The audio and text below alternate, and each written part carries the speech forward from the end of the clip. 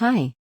Before going to video, please subscribe to my channel for more interesting stuff. And the question is, what is your Tinder horror story? It ended up being a double date with his mom and her OkCupid date. He told me that he and his mom were a package deal. I was mortified and there was no second date. That reminds me of a story from high school, although not a dating story. Knew this kid from school. His dad was an Episcopal preacher and he and his kid were huge Star Wars fans but never had the chance to see it on a big TV. At the time, the average TV was like 27 inches and this TV was like 50. Anyhow, halfway through the movie, it's nighttime and pitch black out in a rural area. The kid tells me his dad would love to see this movie on the big TV. He then tells me his dad has been waiting outside the house in his car, in the dark, the whole time, on the off chance the kid could work it into the conversation and the dad could come inside and watch the movie. Cue me, waving at this car in the pitch black for this guy, in the full black suit with white collar, preacher to come inside and watch the rest of the movie with us, which is half over by now. My parents, watching this guy walk inside in the middle of the night, looking horrified and wondering WTF is happening. Not me, but I worked as a bartender for a while and heard a lot of horror stories secondhand. This one girl who was a regular came in and told me about an awful Tinder date she had. Not sure of the specifics, but it wasn't bad enough for her to not bring him home afterward. He leaves the next morning, she brushes it off as a one-night stand, and a few days later, her debit card gets declined. Odd, since she is a bartender herself at a fairly busy place in our city and is good about saving and usually flush with cash. She goes to check her debit card, turns out there were a bunch of charges at Best Buy, Grubhub, a bunch of other stuff. Curious, she checks her credit card too. There she found a bunch of charges for streaming services. Netflix, Hulu, Sling, everything. She goes to confront the guy and finds out he deleted his profile. But she remembers a friend they had in common on Facebook. She reaches out to the mutual friend to try and track him down and it turns out he did the exact same thing to that mutual friend. Not sure if what the outcome was but she was out for blood after a mediocre hookup turned into a serious case of identity theft. I went on a date with this guy who I didn't really have anything in common with but thought I'd give him a shot anyways. We met up at a bar and he had already pounded 2 pitchers of beer but was completely sober, at least from what I could tell. We hung out, talked, and although he seemed nice enough, I wasn't quite feeling it. I wanted to leave but he convinced me to go to another bar to get one last drink. Seeing as it was only about 8 p.m. I agreed to one more drink. We were sitting at the bar and a couple was making out next to us. He looked at me and asked what I thought people in the bar would do if he and I started making out. I knew where this was going. I tried to laugh and make some joke about no one paying attention. He then insisted that we should make out. I nervously laughed and told him that wasn't a very good idea and excused myself to the restroom. I came back to the seat and he had a shot waiting for me and insisted I drink it. No shot for him, just me. I declined and he got really upset and said he was ready to go. At that point in the evening he had consumed 2 pitchers of beer, 4 margaritas, and 2 more pints yet displayed no sign of being intoxicated. Nonetheless I knew there was a lot of alcohol in his system and asked if he thought it was a good idea for him to drive. He got extremely defensive and said he was fine. We exited the bar and he took off in the opposite direction. When I got home I texted him just to make sure he was okay because had had so much to drink. His response? I only date girls I fuck on the first date. Dodged a bullet with that one. Not me, my dad. Not Tinder either, it was Match.com. My dad had been on Match for about 3 months with some success. He's a tall Australian man who's decent looking so he had some interest. One weekend he got sent his first nude which he thought had strange, but brushed it off. Later that week he got 6 more nudes from the same woman. Before he blocked her, he decided that he would open them just for kicks. 5 of the pictures are just straight up vag shots, which he said were incredibly unappealing and had terrible lighting. The 6th picture however was something different. The woman was standing in her bra in front of a mirror, puss out, winking, with a bunch of herbs shoved in her bra. Basil, parsley, thyme, all that good stuff. The caption on the picture was Spice Rack. She was swiftly blocked after my dad stopped laughing long enough to find the block button. I've been waiting for the right thread for this. After a movie date with a guy I met on Tinder, we came back to my place. We'll call him Dude. I told him we could hang for a bit but I have work in the morning so I would need to go to sleep soon. Dude said that was fine, but he was hungry and he was going to order food. Okay sure. Dude orders 2 large subs from Potbelly and a milkshake. Downs it. No judgment, he's 6 feet 4 inches, 210 pounds, younger still growing, by all means. I didn't think anything of it until later. We end up messing around a bit and fall asleep in bed. I wake up to my front door opening and closing several times over a 5-minute period. My dogs are going nuts, and it's 1 a.m. What the heck is this guy doing?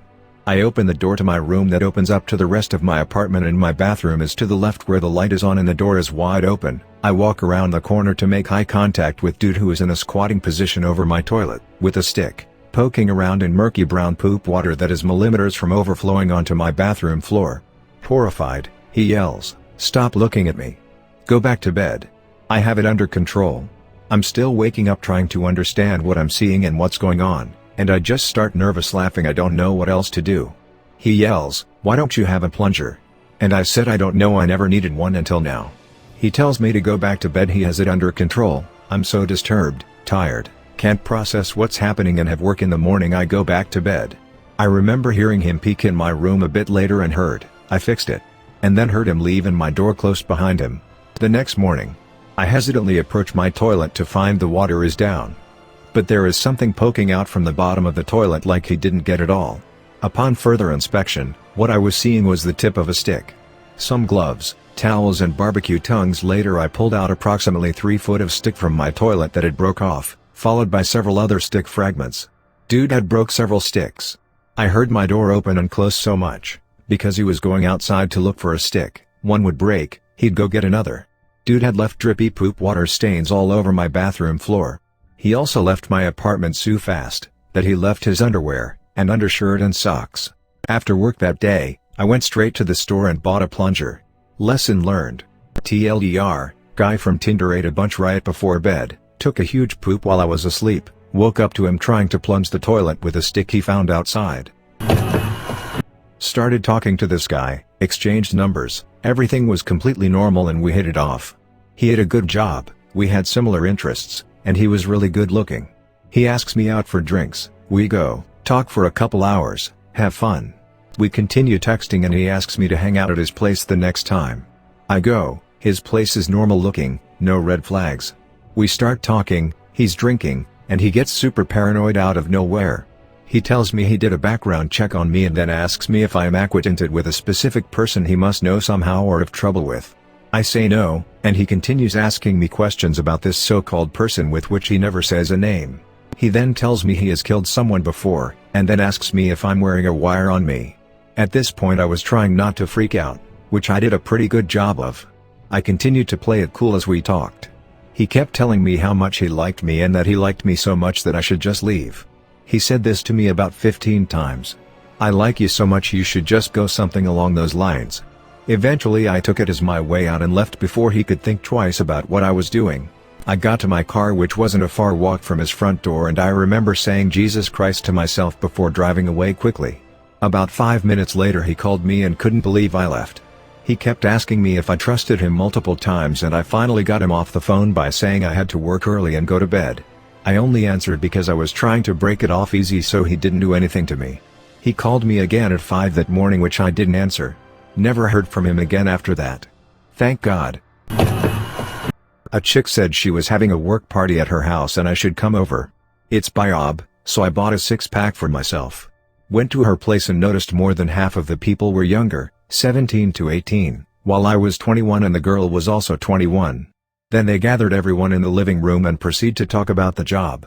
Turns out it was one of those pyramid scheme recruiting gatherings. I just sat there drinking my beer, only one drinking, for 2 hours because I thought it was rude to leave because they were telling sob stories and saying how much this job had helped them. Sat there listening to some head of the group guy saying how we can make millions in a short amount of time. Saying bullshit like, "You see my BMW 3 Series out front? That's a company car that you can drive around in, if you do what we do." It was sad because they were trapping low-income teens that are deciding not to go to college and to join them. After the pitch, I pretty much had enough and was preparing to leave. Then the girl came up to me and asked what I thought, and I just said it's not for me and I'm leaving. She asked if I wanted to take my beer and I said they needed it more than I did. 2 or 3 weeks later she sent me a text. Unfortunately we exchanged numbers, asking if the head of the group guy can call me and ask me questions on why I'm not signing up and how I thought the group session went. I didn't reply, but sure enough the dude called me and I politely said it's not for me, but he kept pushing. Finally I had to tell him to fuck off.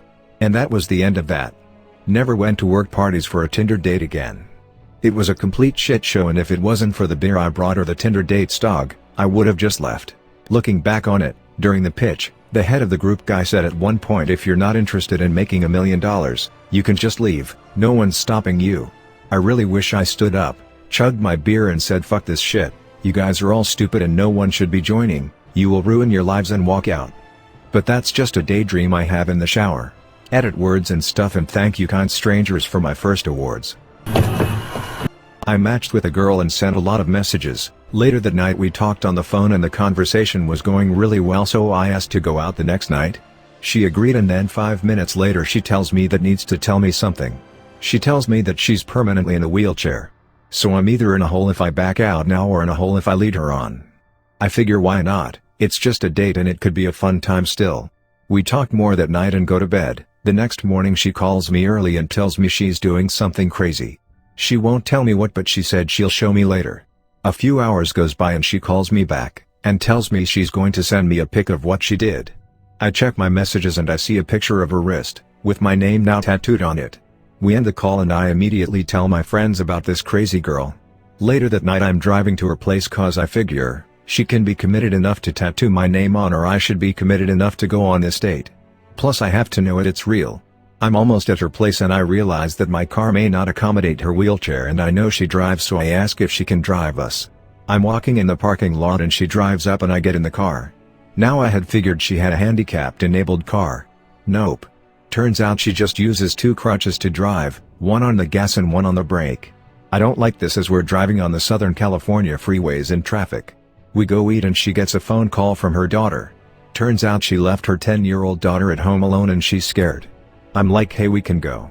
But she's like, no, it's okay, I gave her something to make her sleep, she'll be asleep soon. So we finish up and I was gonna take her to see a movie, but the kid thing was too much, so we head home and my fingers are already crossed that we make it when she turns to me while driving and says, wow, I'm kinda drunk. In my head I'm like, 1 drink is all you had. But I ask if I can drive and she says no, she's gonna get in the fast lane and uses her crutch to hit the gas. I say my last prayers, but we made it back to her place. So I wheeled her back to her door, said goodbye and lived.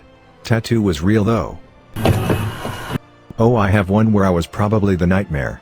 I went on a first date with a girl from Tinder at a Cajun restaurant in Dallas. The restaurant was the Rizzu's on 75. I had read recently about some stuff called kratom, that is supposed to make you feel really relaxed and euphoric, and I had tried to make a tea from the recommended dosage the previous day, but I didn't feel anything off of it. So I figured if this stuff was supposed to make you be cool and euphoric, then the best time to take it would be for a first date. And since I didn't feel anything from it the first time, I figured I should take more. So I wrapped a lot of it, kratom is usually sold as a greenish, super bitter powder, up inside of balls of deli meat, and swallowed those whole before the date. I then went to the lunch feeling nothing, until I met the girl and sat down, at which point I suddenly came to the realization that I was a few seconds away from projectile vomiting up all that kratom and deli meat in the middle of the restaurant. I excused myself, got up from the table, walked a few steps towards the bathroom until I began to violently vomit. At which point I covered my mouth with my hands, began choking on my own vomit as I sprinted towards the bathroom, leaked a trail of vomit all over the floor in a path towards the bathroom, then continued to violently projectile vomit into the trash can in the bathroom. I then spent a while to clean my face and wash my arms and hands, which were soaked in vomit. I then returned to the table and tried to survive the rest of the lunch date without dying of embarrassment. I felt like a huge asshole and was really embarrassed. Edit: the road was 75 in Dallas. Not a 75. This happened on Bumble, but I'll write it anyway. Woman shrugging. There was this guy I used to work with like 2 years ago who I had a big crush on. He walked out of the job 2 weeks after I got hired. However, I would see him sometimes because he would come in to get coupons from his sister. She also worked there and still does. So a year ago I found him on Bumble and we matched. I shot my shot, and he took me out on a date a week later and we hooked up afterwards. He specifically told me not to tell his sister anything and ghosted me afterwards, hitting me up once in a while to hook up, but I would avoid him because I wanted something serious. Fast forward a month later, I meet someone new who wanted to take things seriously, and I told the other guy that I was seeing someone else and he snapped. Started calling me rude names, saying I wasn't special, etc. Your typical self-proclaimed nice guy lamau. For 8 months, he would come into my job to see if I was there and make accounts to message me. I would block every account of his but he kept trying, and I was scared to tell his sister because sometimes people defend family no matter what, but I gave in and she took my side thankfully. Ended up telling their mom and they both snapped at him from what I was told, and he hasn't bothered me ever since. We lived about 25 minutes from each other, so agreed to meet at the beach pier about halfway between. Before meeting, we had been texting and he seemed totally normal. I was already at the pier when he texted me saying he can't meet me there because his license is revoked and it's too far for him to walk. I should have just left then, but I agreed to meet him at a pizza place closer to him. I get there, and I'm standing outside when I see him, and quickly realize the pics from his profile were at least 3 to 5 years old. Homeboy looks like the dollar store version of himself. Greasy, looks like he hasn't showered in days, hair undone, holes in his shirt. I awkwardly give him a side hug and suggest we get a seat, and he says, "Oh, no, we're not getting pizza. Let's go to the park." I awkwardly say okay, and as he talks, I realize his gums and tongue ring are stained black from smoking. By this point, I am completely turned off and am just keeping up with formalities. So we get to the park and find a bench to talk, and before I can sit down, homie pulls me onto his lap, squeezing me and saying, "God, baby girl, you're so fucking cute." I awkwardly scooch away and try to get a conversation going. He pulls out his phone and starts texting for a few minutes, not really listening to me, before interrupting with, "Have you smoked? My friend is a plug, we could go back to my place for a bowl." I decline. "Aw, come on, baby girl, my place is just right there. We could have some fun, too." I decline again. Next thing you know, he pulls me close by the face and whispers, "You're so innocent," before broad-tongued licking my face from chin to ear. Shell-shocked, I just sit there for a moment processing what the fuck just happened as he keeps talking about weed before I decide to fake an urgent phone call and leave. Edit, word. Edit 2, no need to worry guys. I have self-esteem now and would never put up with anything like this ever again. This was 3 years ago when I was 19 and dumb as shit. Matched with this cute girl a few years back. Went out for drinks. It was going well. Decided to head out to the beach with a six-pack to stargaze and make out.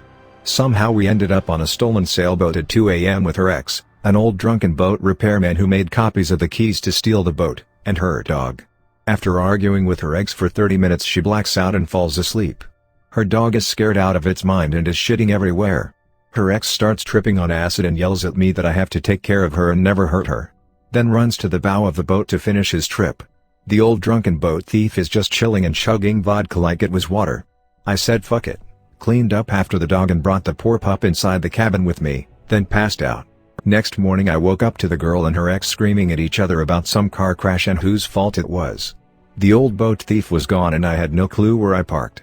I left without them noticing, got some coffee and breakfast, and wandered around the harbor until I found my car.